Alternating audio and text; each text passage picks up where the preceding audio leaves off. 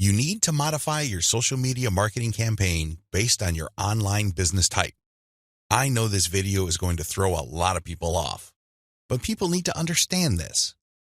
One of the major reasons why a lot of otherwise intelligent and experienced social media marketers fail to get the results that they're looking for is the fact that they're using the wrong approach.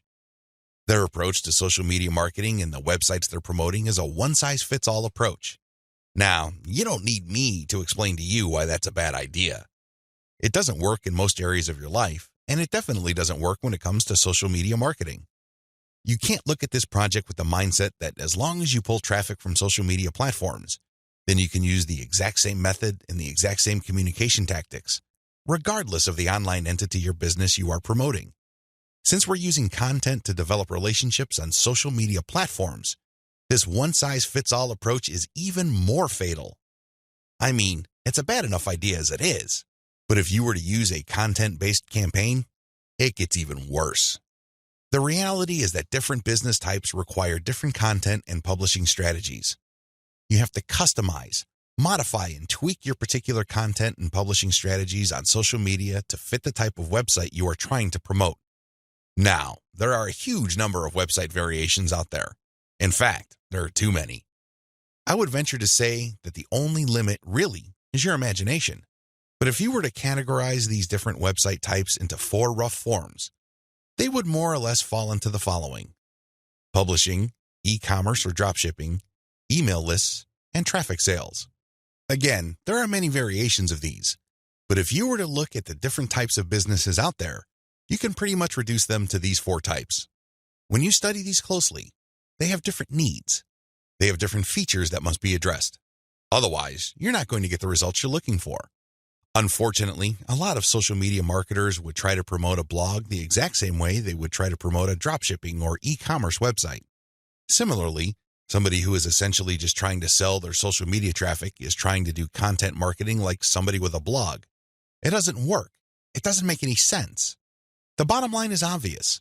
Different strategies require different content types. You must start with the type of online entity you are promoting. Are you promoting a blog? Do you have a website that uses a lot of articles? Do people contribute content? Well, you have a publishing website. Do you have a dropshipping online store? Maybe you built it with Shopify and you use Oberlo to get products from AliExpress. When people buy stuff from your storefront, your software orders the materials from AliExpress and you keep the difference. Maybe you sell from your own inventory. It doesn't really matter. You run an e-commerce website. This is very different from a publishing business. Similarly, if you make your money through your mailing list, you can't market on social media the same way as you would if you had an online store. Again, different strategies require different content types. What do you have available? Now that I've gotten you thinking about how special your specific website target is, I need you to look at the different content types available to you. You need to think outside the box. You need to look at all the available options out there and how you can create content that is tailored to your specific type of online entity. Here are the list of content types you can use to promote different online entities, but your specific focus and specialization should weigh more heavily on certain types of content instead of others. Audio clips, slideshows, infographics, diagrams, blog links, videos. The bottom line: don't just think links. It really freaks me out. In fact, it really saddens me when I see a lot of otherwise capable social media marketers focus almost entirely on spreading their links. They think that this is the end game. Well, yes, links are important. I can see where they're coming from because when people click on a link, that's instant traffic. But you have to understand that depending on the type of target site you are promoting, you would build a tighter brand if you share different types of content. In many situations, you probably would be better off sharing more audio or infographics and diagrams than if you were sharing naked links because people are bombarded with links every single day. You have to pay your dues. You have to become familiar enough to your target audience members using these different content types for them to eventually trust you enough to click on your link. Unfortunately, a lot of people have this in reverse.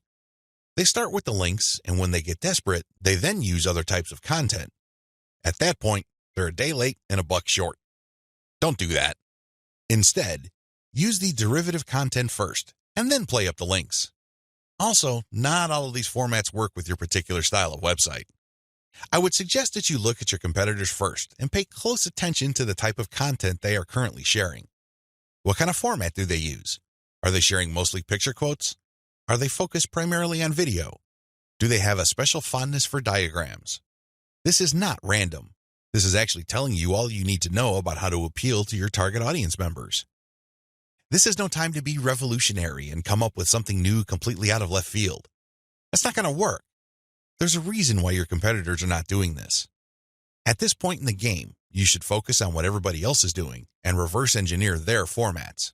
Once you have established a distinct brand, then you can experiment with different formats, different ways of doing things, and possibly coming up with something that is distinct to your brand. But until and unless you reach that point, you need to focus first on reverse engineering what everybody else is doing. In other words, let them do your homework. Focus on what they're doing right and build on it. Figure out their areas for improvement and come up with a more compelling offer. Pay attention to what they're not doing. Avoid those because obviously it doesn't pay. I hope I'm being clear here. Make sure that your content types as well as your sharing strategies fit the type of business you're in. A little bit of reverse engineering can definitely go a long way.